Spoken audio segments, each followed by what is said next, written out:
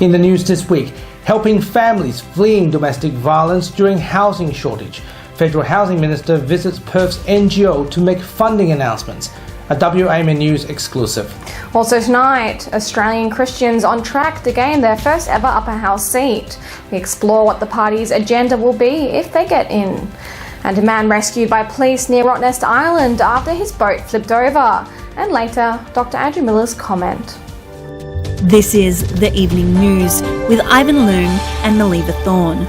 Good evening. Women and children escaping family and domestic violence in WA will receive more support, with Federal Housing Minister Claire O'Neill visiting Perth's Multicultural Services Centre this week to launch the program.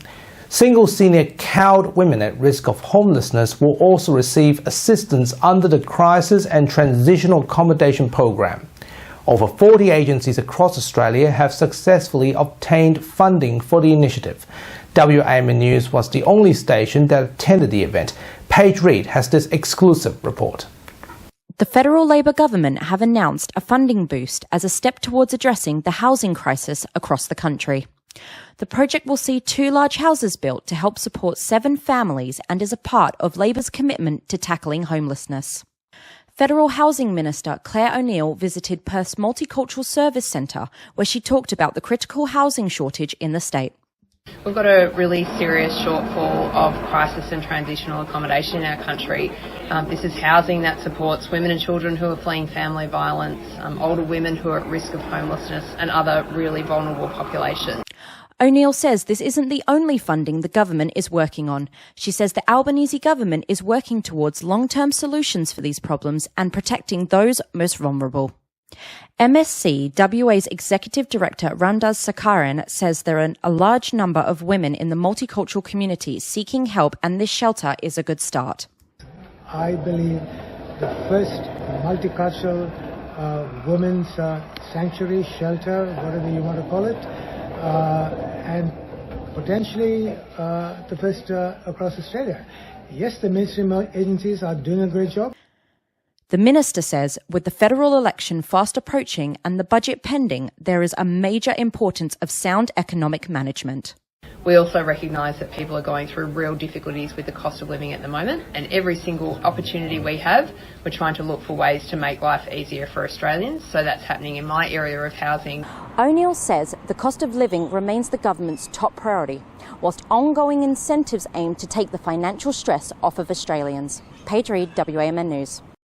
The Australian Christians Party is set to win its first seat in WA Parliament in 30 years. MLC-elect Marika Groenewald told WAMN News the party focuses on life, faith, family and freedom.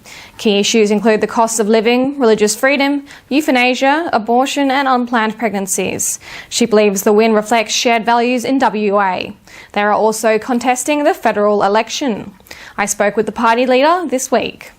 With Australian Christians, it's not just a party for Christians, as people often think, but of course we're a party that really does value key issues around life, faith, family and freedom. So a lot of the other things that parties or other parties don't usually focus on, we have a focus and a base that really value those particular things. Can you tell me a little bit about, on that topic, your party's main legislative goals or priorities over the next few years in Parliament once you're elected?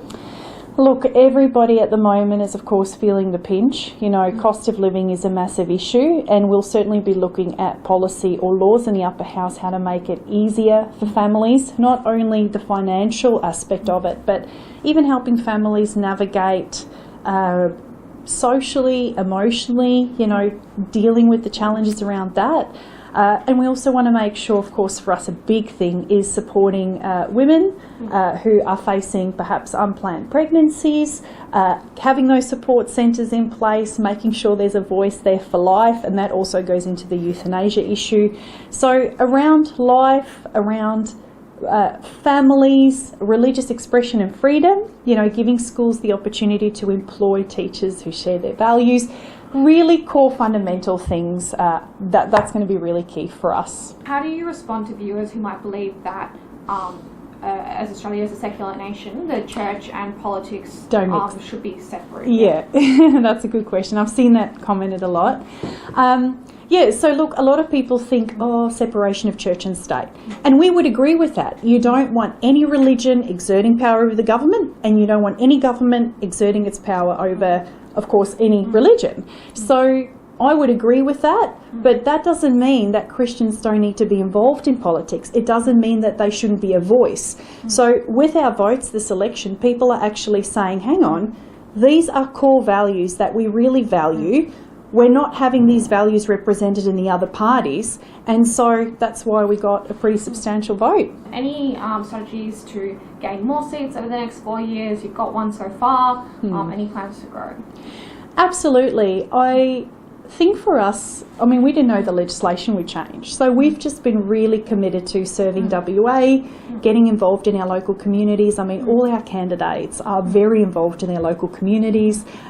So look, this is a great springboard, and I have no doubt that come next election there'll be 2 or 3 or 4 more people, because people will start to realise, hang on, politics and how politicians serve people should look different. It should sound different.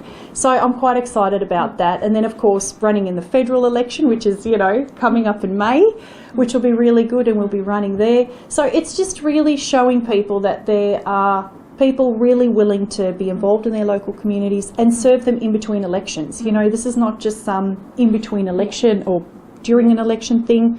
We're really committed to people in between those cycles as well.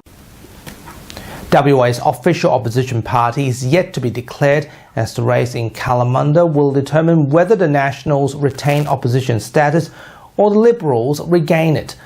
With Labor retaining the seat of Kalgoorlie, the party's total number of seats in the lower house rises to 46. Both the Nationals and the Liberals are tied with 6 seats each. The margin between Labor and Liberals in Kalamunda is currently fewer than 100 votes, and whoever wins this seat will determine the official opposition. If Labor wins and the tie remains between 2 opposition parties, the Nationals will retain the official opposition status and its associated resources. This would mean that the Liberal Party remains a second-tier opposition party for the 8th consecutive year, severely under-resourced. Liberal leader Libby Mettam has announced her resignation, and Basil Zemplis has expressed his interest of taking on the leadership. Nationals leader Shane Love remains open to negotiating with Liberals if this tide persists.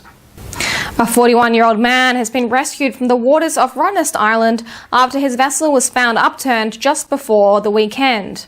At around 6 p.m. on Friday, police received a report of a vessel in distress, with a man stating that his boat was taking on water. The AMSA Joint Rescue Coordination Centre in Canberra notified police that an EPIRB had been activated off Rottnest Island. Water Police and Police Air were dispatched to search for the vessel, and a marine rescue vessel was directed to the location.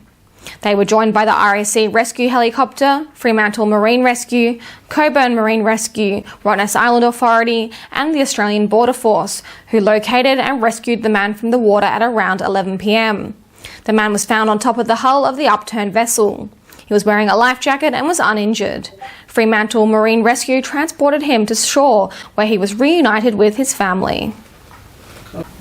WA Premier has announced his new ministry in Cabinet following Labor's landslide victory in the 2025 WA election. Premier Roger Cook and his team were sworn in at Government House under WA Governor Chris Dawson. Newly minted ministers, including Jessica Stokowski, Matt Swinburne and Meredith Hammett, became the focus of the media. Reece Whitby was promoted to Police Minister, Tony Booty became Attorney General, and long-time Premier Chief of Staff Daniel Pastorelli entered as Cabinet Secretary. Additionally, the government's brand new housing and works portfolio will serve as a new approach to government building, while the economic diversification and manufacturing portfolio will focus on ensuring the future is made in WA. Several ministers have also been assigned specific regional portfolios to address the wants and needs of rural communities. And now, here's Dr. Andrew Miller with his weekly medical and news commentary.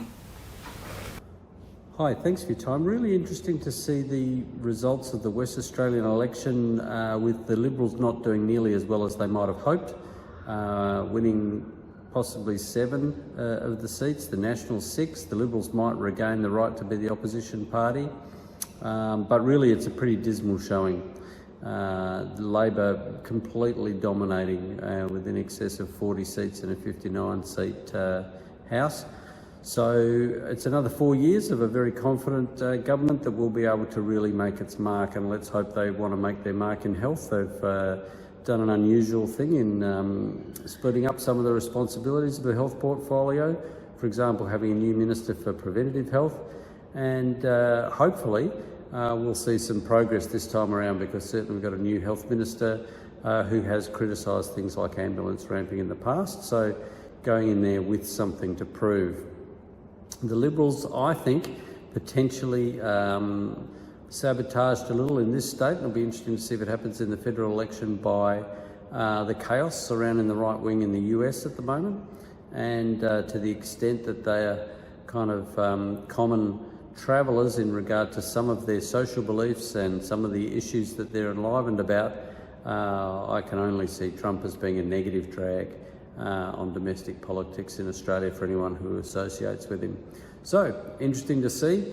I'm mainly into the healthcare side of things. The direction that America is going in is completely wrong.